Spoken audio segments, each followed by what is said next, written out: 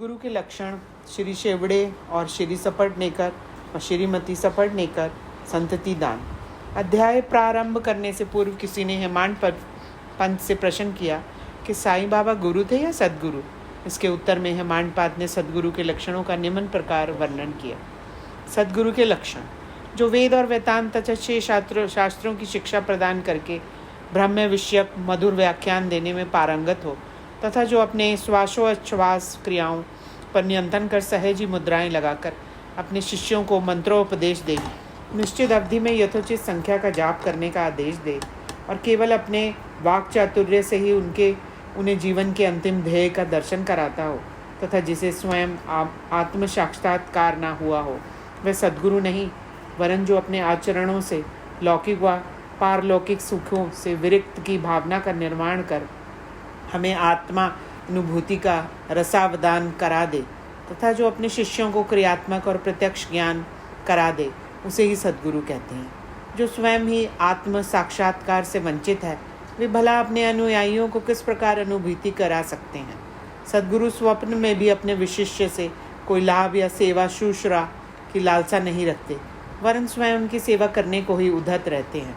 उन्हें यह कभी भी भान नहीं होता कि मैं कोई महान हूँ या और मेरा शिष्य मुझसे तुच्छ है, अपितु उसे अपना ही सदृश समझा करते हैं। सद्गुरु की मुख्य विशेषता यही है कि उनके हृदय में सदैव परम शांति विद्यमान रहती है। वे कभी अस्थिर या शांत नहीं होते और ना उन्हें अपने ज्ञान का ही लेशमात्र गर्व होता है। उनके लिए राजा रंग स्वर्ग अपवर्ग एक समान है। हेमांड पंत कहते हैं कि मुझे गत जन्मों के शुभ संस्कारों के परिणाम स्वरूप श्री साईं बाबा सदृश सद्गुरु के चरणों की प्राप्ति तथा उनकी कृपा पात्र बनने का सौभाग्य प्राप्त हुआ। वे अपनी युवावस्था में चिलम के अतिरिक्त कुछ संग्रह न किया करते थे। ना उनके बाल बच्चे तथा मित्र थे, ना घर बार था, ना उन्हें किसी प्रकार का आश्रय प्राप्त था। 18 वर्ष की अवस्था से ही उनका मनोनिग्रह बड़ा विलक्षण था। वे निर्भय होकर निर्जन स्थानों में विचरण करते एवं सदा आत्मलीन रहते। उनका कथन था कि मैं सदा भक्त के पराधीन रहता हूँ। जब वे शरीर में थे उस समय भक्तों ने जो अनुभव किए, उनके समाधिस्थ होने के पश्चात आज भी जो उनके शरणागत हो चुके हैं, उन्हें उसी प्रकार अनुभव होते हैं। भक्तों को तो केवल इतना ही यथेष्ट है कि यदि वे अपने हृदय को भक्ति और विश्वास का दीपक बनाकर उसमें प्रेम की ज्योति प्रज्वलित करते हैं तो ज्ञान ज्योति स्वयं प्रकाशित हो उठे। प्रेम के अभाव में शुष्क ज्ञान व्यर्थ है। ऐसा ज्ञान किसी को भी लाभप्रद नहीं हो सकता। प्रेम के अभाव में संतोष नहीं होता। इसलिए हमारा प्रेम असीम और अटूट होना चाहिए। प्रेम की कीर्ति का गुणगान कौन कर सकता है, जिसकी तुलना में समस्त वस्तुएं तुच्छ जान पड़ती हैं। प्रेम रहित पठन पाठन सब निष्फल है। प्रेमांकुर के उदय होते ही भक्ति, वैराग्य, शांति, कल्याण रूपी संपत्ति सहज ही प्राप्त हो जाती है। जब तक किसी वस्तु के लिए प्रेम उत्पन्न नहीं होता, तब तक उसे प्राप्त करने की भावना ही उत्पन्न नहीं होती। इसलिए जहाँ व्याकुलता और प्रेम है, वहाँ भगवान स्वयं प्रकट हो जाते हैं। भाव में ही प्रेम अंतर्निहित है और वही मोक्ष का कारणीभूत है। यदि कोई व्यक्ति कुलसित भाव से भी किसी सच्चे संत के चरण पकड़ ले, तो भी यह निश्चित ही वह अवश्य तर जाएगा। ऐसी ही कथा नीचे दर्शाई गई है। श्री शेवड़े अक्कलकोट के श्री सपटनेकर वकालत का अध्ययन कर रहे थे। एक दिन उनके अपने सहपाठी श्री शेवड़े से भेंट हुई। अन्य और भी विद्यार्थी वहाँ एकत्रित हुए और सबने अपनी अपनी अध्ययन संबंधी योग्यता का परस्पर परीक्षण किया। प्रश्नोत्तरों से विदित हो गया कि सबसे कम अध्ययन श्री शेवड़े का है और वे परीक्षा में बैठने के अयोग्य हैं। जब सब मित्रों ने मिलकर उनका उपहास किया, तब शेवड़े ने कहा कि यद्यपि मेरा अध्ययन अपूर्ण है, तो भी मैं परीक्षा में अवश्य उत्तीर्ण हो जाऊंगा। मेरे साईं बाबा ही सबको सफलता देने वाले हैं। श्री सपटनेकर को यह सुनकर आश्चर्य हुआ और उन्होंने श्री शेवड़े से पूछा कि साईं बाबा कौन है जिनका तुम इतना गुणगान गा रहे हो। उन्होंने उत्तर दिया, वे एक फ़कीर हैं जो शिरडी की एक मस्जिद में निवास करते हैं। वे महान सत्पुरुष हैं। ऐसे अन्य संत भी हो सकते हैं, परंतु वे उनसे अद्वितीय हैं। जब तक पूर्व जन्म के शुभ संस्कार संचित ना हो, तब तक उनसे भेंट होना दुर्लभ है। मेरी तो उन पर पूर्ण श्रद्धा है। उनके श्रीमुख से निकले वचन कभी असत्य नहीं होते। उन्होंने ही मुझे विश्वास दिलाया कि मैं अगले वर्ष परीक्षा में अवश्य उत्तीर्ण हो जाऊंगा। मेरा भी अटल विश्वास है कि मैं उनकी कृपा से परीक्षा में अवश्य ही सफलता पाऊंगा। श्री सपटनेकर को अपने मित्र के ऐसे विश्वास पर हंसी आ गई और साथ ही श्री साईं बाबा का भी उन्होंने उपहास किया। भविष्य जब शेवड़े दोनों परीक्षाओं में उत्तीर्ण हो गए तब सपटनेकर को यह जानकर बड़ा आश्चर्य हुआ। श्री सपटनेकर परीक्षा में उत्तीर्ण होने के पश्चात अक्कलकोट में रहने लगे और वहीं उन्होंने अपनी वकालत प्रारंभ कर दी। 10 वर्षों के पश्चात सन 1913 में उनके इकलौते पुत्र की गले की बीमारी से मृत्यु हो गई, जिससे उनका हृदय विचलित हो उठा। मानसिक शांति प्राप्त करने हेतु उन्होंने पंढरपुर, गाणगापुर और अन्य तीर्थ स्थानों की यात्रा की, परंतु उनकी अशांति पूर्ववती बनी रही। उन्होंने वेदांत का भी श्रवण किया, परंतु वह भी व्यर्थ ही सिद्ध हुआ। अचानक उन्हें शेवड़े के वचनों तथा श्री साईं बाबा के प्रति उनके विश्वास की स्मृति हो आई और उन्होंने विचार किया कि मुझे भी शिरडी जाकर बाबा के दर्शन करना चाहिए। वे अपने छोटे भाई पंडित राव के साथ शिरडी आए। बाबा के दर्शन कर उन्हें बड़ी प्रसन्नता हुई। जब उन्होंने समीप जाकर नमस्कार कर शुद्ध भावना से श्रीफल भेंट किया तो बाबा तुरंत क्रोधित हो उठे और बोले, यहाँ से निकल जाओ। सपटनेकर का सिर झुक गया और वे कुछ हटकर पीछे बैठ गए। वे जानना चाहते थे कि किस प्रकार उनके समक्ष उपस्थित होना चाहिए। किसी ने उन्हें बाला शिंपी का नाम सुझाया। सपटनेकर उनके पास गए और उनसे सहायता करने की प्रार्थना करने लगे। तब वे दोनों बाबा का एक चित्र मोल लेकर मस्जिद में आए। बाला शिंपी ने अपने हाथ में चित्र लेकर बाबा के हाथ में दे दिया और पूछा कि ये किसका चित्र है। बाबा ने सपटनेकर की ओर संकेत कर कहा, यह तो इसके यार का है। यह कहकर वे हंसने लगे और साथ ही सब भक्त मंडली भी हंसने लगी। बाला शिंपी के संकेत पर जब सपटनेकर उन्हें प्रणाम करने लगे तो वह पुनः चिल्ला पड़े, चल हट। सपटनेकर की समझ में नहीं आता कि वह क्या करे। तब वे दोनों हाथ जोड़कर प्रार्थना करते हुए बाबा के समान बैठ गए, परंतु बाबा ने उन्हें तुरंत ही बाहर निकलने की आज्ञा दी। वे दोनों बहुत ही निराश हुए। उनकी आज्ञा कौन टाल सकता था। आखिर सपटनेकर खिन्न हृदय शिरडी से वापस चले आए। उन्होंने मन ही मन प्रार्थना की, हे साईं, मैं आपसे दया की भिक्षा मांगता हूँ। कम से कम इतना ही आश्वासन दे दीजिए कि मुझे भविष्य में कभी ना कभी आपके श्री दर्शनों की अनुमति मिलेगी।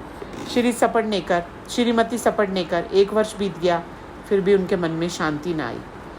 वे गाणगापुर में गए, वहाँ उनमें मन में शांति और अधिक बढ़ गई। अतः वह माडेगांव विश्राम के लिए पहुँचे और वहाँ से काशी जाने का निश्चय किया। प्रस्थान करने के 2 दिन पूर्व उनकी पत्नी को स्वप्न आया कि स्वप्न में एक गागर के लकड़शाह के कुएं पर जल भरने जा रही है। वहाँ नीम के नीचे एक फकीर बैठा है जिसके सिर पर एक कपड़ा बंधा है। फकीर उसके पास आकर कहने लगा, मेरी प्रिय बच्ची, तुम क्यों व्यर्थ कष्ट उठा रही हो। मैं तुम्हारी गागर निर्मल जल से भर देता हूँ। तब फकीर के भय से वह खाली गागर लेकर लौट आए। फकीर भी उसके पीछे पीछे चला आया। इतने में ही घबराहट में उसकी निद्रा भंग हो गई। उसने आंखें खोल दी। यह स्वप्न उसने अपने पति को सुनाया। उन्होंने इस शुभ शकुन जाना और वे दोनों शिरडी को रवाना हो गए। जब वे मस्जिद में पहुँचे तो बाबा वहाँ उपस्थित ना थे। वे लेंडी बाग गए हुए थे। उनके लौटने की प्रतीक्षा में भी वह बैठे रहे। जब बाबा लौटे तो उन्हें देखकर उनकी पत्नी को बड़ा आश्चर्य हुआ, क्योंकि स्वप्न में जिस फकीर के उनके दर्शन किए थे उनकी आकृति बाबा से बिल्कुल मिलती जुलती थी। उसने अति आदर सहित बाबा को प्रणाम किया और वहीं बैठे बैठे उन्हें निहारने लगी। उसका विनम्र स्वभाव देख बाबा अत्यंत प्रसन्न हो गए। अपनी पद्धति के अनुसार वे एक तीसरे व्यक्ति को अपने अनोखे ढंग से एक कहानी सुनाने लगे। मेरे हाथ, उदर, शरीर तथा कमर में बहुत दिनों से दर्द हुआ करता है। मैंने उनके उपचार किए परंतु मुझे कोई लाभ ना हुआ। मैं औषधियों से ऊब उठा क्योंकि मुझे उनसे कोई लाभ ना हो रहा था। परंतु अब मुझे बड़ा अचंभा हो रहा है कि मेरी समस्त पीड़ाएं एकदम ही जाती रही। यद्यपि किसी का नाम नहीं लिया गया था, परंतु यह चर्चा स्वयं श्रीमती सपटनेकर की थी। उनकी पीड़ा, जैसे बाबा ने अभी कहा, सर्वथा मिट गई और वे अत्यंत प्रसन्न हो गए। संतति दान।